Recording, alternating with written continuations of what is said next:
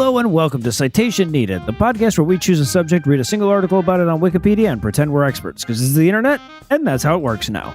I'm your host, Noah Illusions, and I'm going to be the sovereign this week, but to do that, I'll need a royal court, so also joining me today are the Chancellor, the Jester, and the Groom of the Stool, Cecil, Tom, and Eli. You know, the Chancellor of a comedy show needs to be both sarcastic and stokastic. Yeah. And the Jester means that I am now officially the funny one. Fuck you, Eli. Oh, man. That means I wore this poop toupee for no reason. Like, why is the... All right, so before we get going, I want to remind listeners how expensive it is to repeatedly reattach a penis that has been ripped off during masturbation. I'm not going to say who needed that surgery again, because I don't want to embarrass Heath. But if you'd like to help cover his costs, be sure to stick around to the end of the show, learn how to be a patron. And with that out of the way, tell us, Cecil, what person, place, thing, concept, phenomenon, or event will we be talking about today? We're going to talk about Queen Isabella of France. And Tom, you read the article, or if you were keeping with the theme, you had the scroll read out to you by the royal crier. Are you ready to regale us? Get ready to hear me, Noah. All right, so tell us, Tom. I don't know, some random autobiographical nugget that ambushes the point when you least expect it. All right, well, when I was in school and learning about medieval history, I was very much the anti-Cecil and Noah. You hated smoking. And had very short hair about it. Half right. Look, I wanted to be fascinated by the tales of knights and battles and political intrigue, but I was too easily distracted by literally anything else to pay attention long enough to commit to memory the difference between one Edward versus another, or recall the outcome of some grim battle long ago decided on soil we've turned into a kebab stand. So I admit here with this story that I am a bit out of my depth. But when Haley, my lovely wife and co-host of the Talking Ship podcast, turned me on to Queen Isabella of France, I knew that this was a story worth taking an Adderall to learn. So sit back, relax, and let me weave you a tale of the medieval queen who deposed her own husband to rule as the regent of England. Tom, if you want to plug your new podcast, you can just do that. You don't have to pretend that Haley cares about France. Cecil's got a new podcast, but you don't see him mentioning it. Actually, I was hoping we could probably talk. Not now, Cecil. Okay. All right. Not now. Lawful Assembly. You can check it out anywhere. Cecil's a Christian now. Is that a lawful pod? All right, our story begins in 1295. Probably. Since it was the 13th century and Europe was still very much wrapped in the cloak of the Dark Ages, the record keeping here, not great. But a bunch of historians have settled on 1295 as likely being the birth year for our heroine, so we're going to go with it. Isabella was the daughter of King Philip IV of France and Queen Joan I of Navarre, the monarchs of the most powerful royal family in Europe.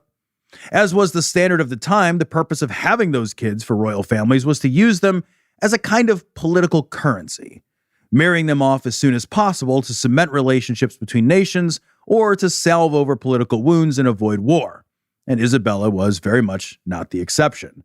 She was raised to be wed, and so she spent her very early years being educated, a standard which was not actually standard for women at the time, but which was necessary to prepare Isabella for her upcoming nuptials. Sitting in her room praying, please don't piss off Italy. Please don't piss off Italy. Well, but actually, Eli, what we now would call Italy would have in the late 13th century been a menagerie of smaller states, including Tuscany, Naples, the Papal State. Boonard. Well, forgive me for smoking and having long hair. Also now.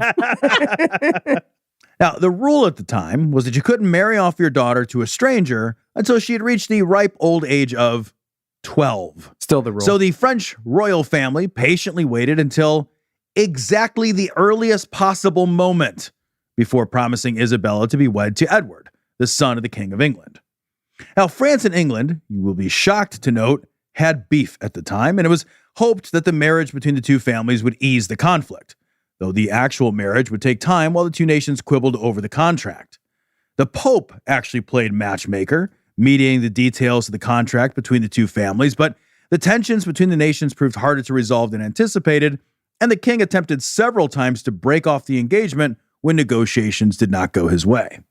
It wasn't until 1308, after the death of the old king and the coronation of Edward II, when Isabella, nearing the old maid age of 13, was finally wed to the 24-year-old King Edward II, making her the Queen of England and about the same age as an 8th grader. So let's just take a moment here and get some context on this situation. Edward II looked the part of the traditional Plantagenet king. He was athletic and well-built, but unlike the typical English king whose expected pursuits would include jousting and hunting and fighting in wars, Edward II preferred music, poetry, and craft projects. Oh, and he strongly preferred men. Yeah. Which, if you think about it, is the manliest thing you can do. Hi, I'm Eli Bosnick, and I'm trying to turn your kid gay. Join me on an adventure. No, you can't get this show in Florida or some shit. Like, look, I know your whole essay is going to be proving this wrong, but I feel at first like you're getting a gay husband is like rolling a nat 20 for a 13-year-old medieval alliance wife, right? Exactly, yeah. At least for a minute. Now, I am going to try to be fair here. Not too fair, though. If you read the wiki, they go through great pains to say that the rumors of Edward's alternative sexuality were never confirmed. And look, personally, I also prefer poetry and music over war and sports. So I'm not saying one necessarily connotes the other, but the newly minted and married king was not exactly overjoyed when his middle school age bride made her way across the channel. Still not a point in the gay column, Tom. Just want to point that out. When Isabella arrived, Edward was too busy spending his time with Piers Gaveston, an, quote, arrogant, ostentatious soldier with a reckless and headstrong personality, end quote. Edward was, in fact, so distracted by the charming Gaveston that at Edward's own wedding celebration, Edward chose to sit apart from Isabella so he could hang out with Piers. And he also gave all of Isabella's jewelry to Gaveston. And Gaveston wore that jewelry publicly to rub it in her face. And then Edward also refused to grant Isabella her own lands or household, despite both of those things being fairly customary. Isabella complained to her father that Edward spent more nights in Gaveston's bed than hers, and that Gaveston was seated at Edward's side rather than Isabella at court. It actually took an intervention by the powerful French king before Edward began to provide more adequately for his new bride. And for her part, Isabella understood that she needed Gaveston out of the picture if she was going to get pregnant, produce an heir, smooth out international relations, and survive. So Isabella worked with her father, the French king, and a bunch of barons who were tired of Gaveston's hanging on, along with the help of the matchmaking pope, to have Gaveston temporarily exiled to Ireland. Now we just call that a layover on Aer Lingus. See, I don't think Aer Lingus was the problem of the marriage, Cecil. I don't think any lingus was the problem. Actually, Now, once Gaveston was out of the picture, suddenly Edward began to understand that he was the goddamn king of England, and he was going to need to do manly king stuff, such as provide for his French wife. Wait, so they sent him to Ireland for a timeout? Yeah, pretty much. Yeah, because fairly quickly, Gaveston returned from his brief exile, and for a while at least, the three figured out how to coexist. And Isabella began to build support at the court of her own, which she was desperately going to need. By the next year, for complicated reasons only Noah would spend time explicating in any detail, England had fully descended into civil war, and both Edward and Isabella's lives were now very much in peril. Okay, if you're curious, dear listener, it was called the Second Barons' War, and it was a group of barons that wanted to force the king to have a council of barons instead of just hand-picked lackeys. Cecil, stop trying to raise an army of history nerds against Tom, or I'll tell everyone your new podcast turned you Christian. You can have friends you disagree with, Eli. No, you can't. Only Noah would put in that context. Come on. Come on. I have a partner in crime here. You do. The Wikipedia doesn't explicitly Outnumbered, Tom. I know we are. I'm chugging along anyway, though. I'm going to get to the good stuff and skip all Want me these to do Carl? details. I can bring in Carl. Carl shit all over it. All right, so the Wikipedia doesn't explicitly say it, but from my reading, it is very clear that being a medieval king involved much more actually fighting personally in the war than we would expect from our own political elites. Well, but not more than we would hope for. Yeah. This is very, very true. And this resulted in Edward leaving Isabella to go off and wage war against the barons that were opposing him. But if you'll recall, Edward was much more of a lover than a fighter, and his military exploits were disastrous. Although he escaped with his life, Edward's special companion, Piers Gaveston, not so lucky. He was captured and executed. And while this was undoubtedly a bad time for Piers, it may or may not be a coincidence that after Gaveston's death, Isabella finally became pregnant and gave birth to her first son, Edward III. But the joyous news came amid increasing political tensions and the arrival on the scene of Hugh Despenser the Elder, whose family were enemies of the guys who killed Gaveston. And this made an easy alliance with Edward, who was in the mood for revenge for his lover's execution. Yeah, well, and you may not know this, but Hugh Despenser was so high-born that we would eventually name weed stores after him. That is great. All right, so Edward and Isabella, they headed off to Paris to garner French support in their fight against the barons who opposed their rule. Reunited with her family, Isabella enjoyed a satirical puppet show put on by her brothers. And since no one had yet invented fun, everyone had a Dark Ages good time. Oh, but I include superfluous detail? I didn't. You told me the fucking puppet show. Okay. He's giving me ideas, Noah. He's giving me ideas. No puppet shows. That's on the whiteboard. That has to be on the whiteboard.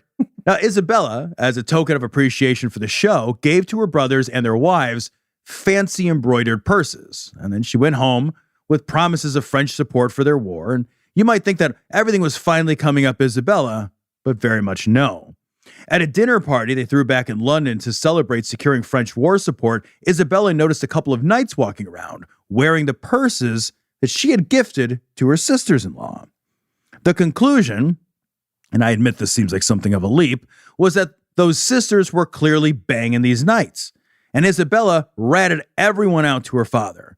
And the whole thing turned into a great big scandal, and all of Isabella's sisters were punished, with the two most heavily implicated in their affairs being imprisoned for life, and the third one imprisoned for a year for being, I don't know, adjacent to the affair, I guess. Man, Queer Eye season 1 did not fuck around. Things then got even worse, which does seem improbable, but remember, this was European mud times, so any horrible thing was possible. Edward tried and failed to defeat the Scots, and his failure not only cost a bunch of lives, but it weakened Edward, allowing his enemies to further consolidate power. Thomas of Lancaster, this was Edward's chief rival in the Civil War, he began to openly harass Isabella's family. And then, of course, came the Great Famine. The Great Famine was a combination of mass crop failures as well as cattle and sheep disease that killed off upwards of 80% of the livestock. And it's estimated that as many as 15% of the population of England perished. Yeah, it's a real Holocaust if you think about it. Oh, Jesus Christ. Jesus. Modern listeners will be surprised here to learn that it used to be the case that when a mass casualty event happened, like a famine or a plague, the world used to hold their leadership accountable. This was not good news for Edward and, by extension, Isabella. Tom's a big anti-Fauci guy. Everybody hates him. Never shuts up about him. Big anti-Fauci. So I get why you're framing it the way you are, and I don't mean this as an accusation, but it says a lot about the way that we learn and record history, that what you're saying here is like, well, and then all those thousands of starving peasants, that was a real inconvenience to the pampered monarch who had a terrible day. Oh, shit, Noah. I wish when hundreds of thousands of present-day men and women died of a plague it inconvenienced the pampered elites. Yeah. But alack and alas, for the it days ain't of. so. Yeah. Right. Back to our story. What happens next, of course, a royal pretender appears at court. A royal pretender is exactly what it sounds like. This is some guy who just shows up one day and basically says they are the rightful king. In this case, the pretender was John Dangerous, who claimed he was switched at birth with Edward, making him the real king. Now, this wouldn't be an issue in normal times, but pretenders were real threats when the sovereign was massively unpopular. In this case, John was pretty quickly arrested and executed, but rumors spread around the kingdom before he was neutralized again, further weakening Edward's position. I know we laugh at how silly this sounds now, but I guarantee there are QAnon people in Dallas still camped out waiting for John to come back. I guarantee it. I'm telling you, man, February is the October of 2024. But the thing is that I get it. If they're unpopular enough, look, if some rando in 2018 had come around going like, no, I'm actually the real Donald Trump, we were switched at birth, so I'm the rightful president, I'd take my chances, right? No kidding, right? I get it. You might get another chance to take those chances. So Edward was unhappy, and he began to seek comfort and solace in the welcoming bosom of his wife. No, actually, he did not. He started banging Hugh de Despenser the Younger. A whole bunch of complicated maneuvering then happens with a bunch of players whose names won't mean anything to you and certainly didn't to me. But the gist of what happened next was that Edward's rival, Lancaster, moved against the Despensers and demanded their exile. Edward was very reluctant to exile his lover and his lover's family, but Isabella publicly dropped to her knees and begged Edward to allow that exile. And that gave Edward cover to send the Despensers into exile as a kind of face-saving favor to his wife, and that likely saved everyone's ass. Well, there's at least one ass it didn't save, and from what I hear, that was Edward's favorite, but we'll have to sort that out after a little apropos of nothing.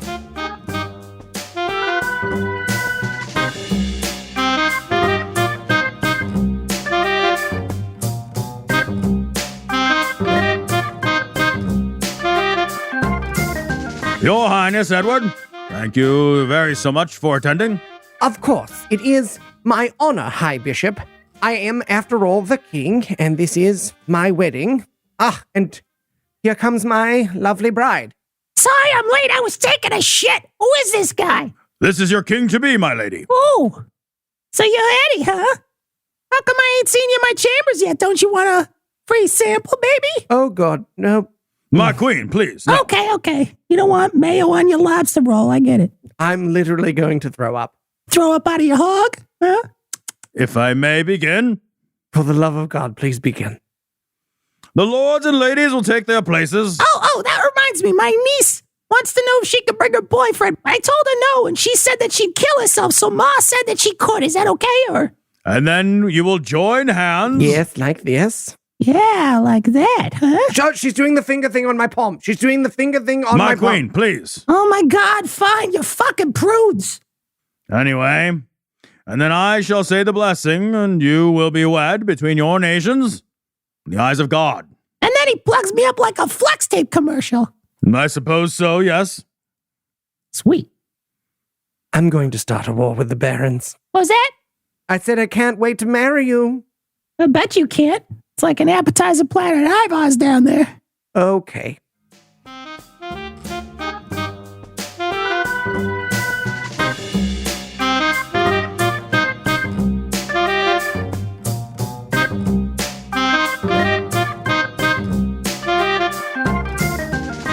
And we're back, and not a moment too soon. Tom, please take us in some direction other than that sketch.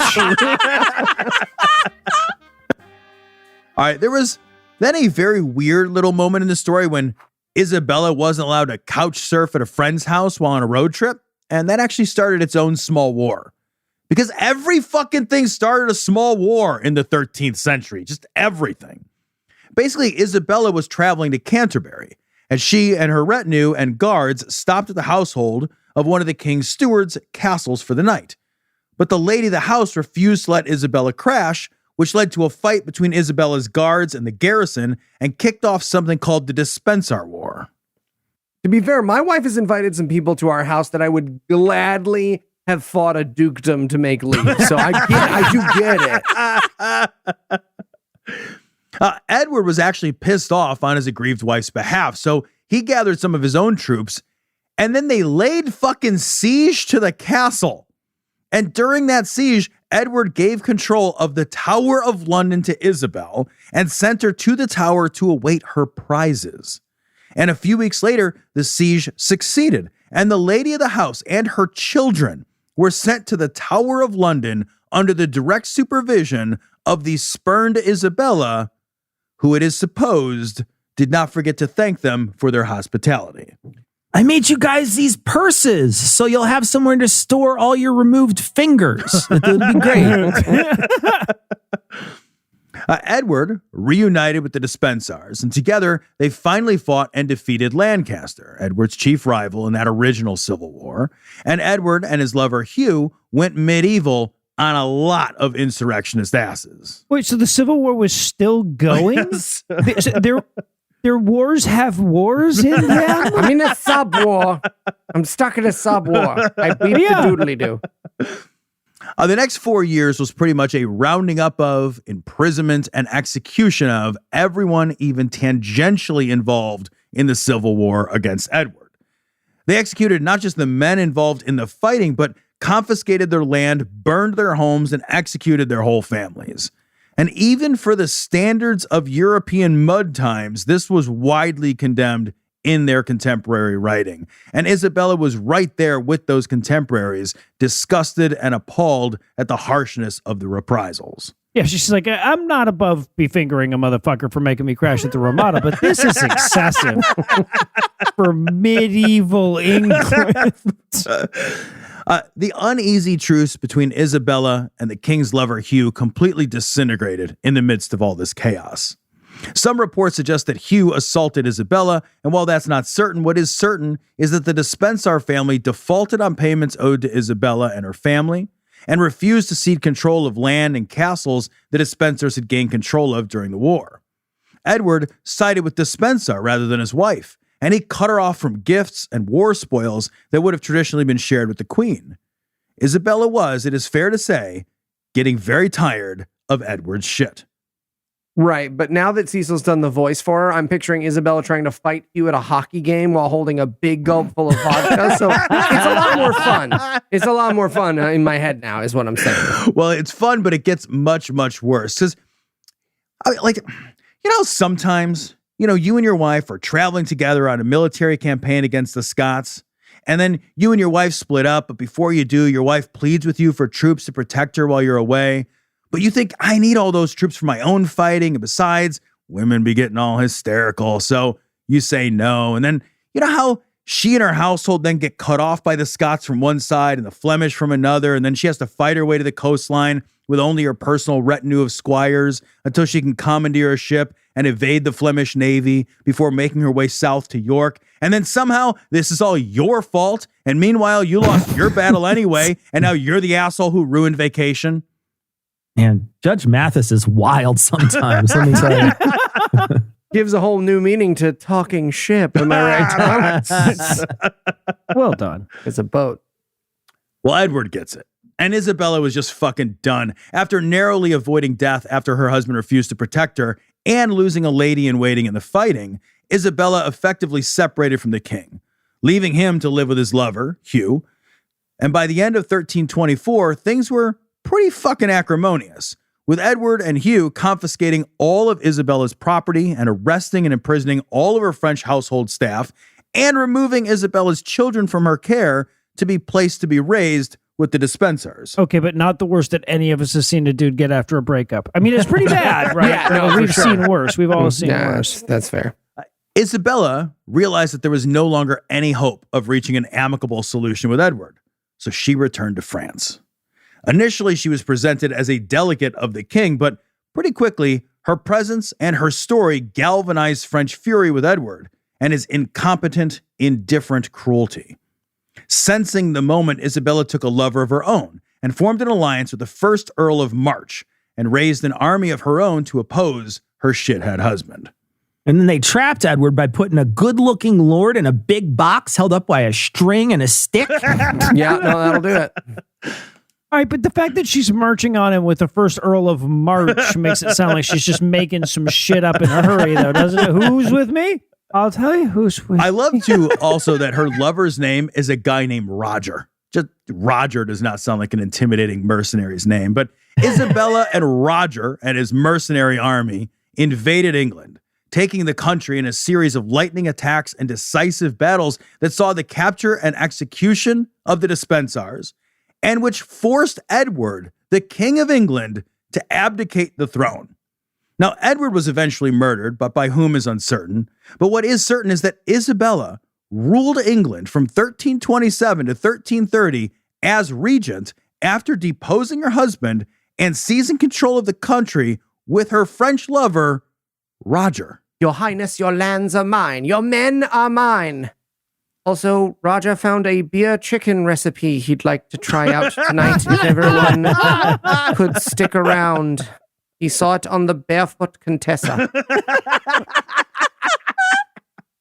Who wears sandals with socks a lot. Isabella ruled with her lover for 4 years until her son, Edward III, deposed Roger and his mother in a coup, taking back royal authority for the Edwards. Roger Mortimer was killed, but Isabella, ever the survivor, not only survived, but having consolidated substantial wealth and property during her reign, remained a very wealthy and influential member of the English court, despite never again regaining direct political power. All right, so if you had to summarize what you've learned in one sentence, what would it be? Happy wife, happy life. Ain't that the case? All right, so are you ready for the quiz? Let's do it. All right, Tom, what's the best brand name for a nightly purse? A, War Ferragamo. B, Nice. Greaves Saint Laurent. C, D, Fendi. Or D, Balenciaga. There it is, yes. I love C, Defendi. Lance. That's fucking great. Defendi's phenomenal. D, Fendi. That's it. Correct. All right, Tom, I have far inferior puns for you. What should the video game about Queen Isabella of France be called?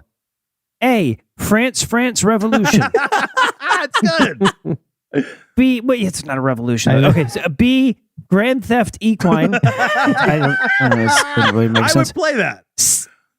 C, is a balloon fight. Or Yeah, let's move to the next one. D, Wed Ed Redemption. Hey! Wed Ed Redemption is the most clever, but I would play Grand Theft Equine. Oh, I thought I was going to fool you on that one, but you nailed it. Really, Grand Theft Equine is Red Dead Redemption. But anyway. That's true. Yeah. Yeah, right, actually.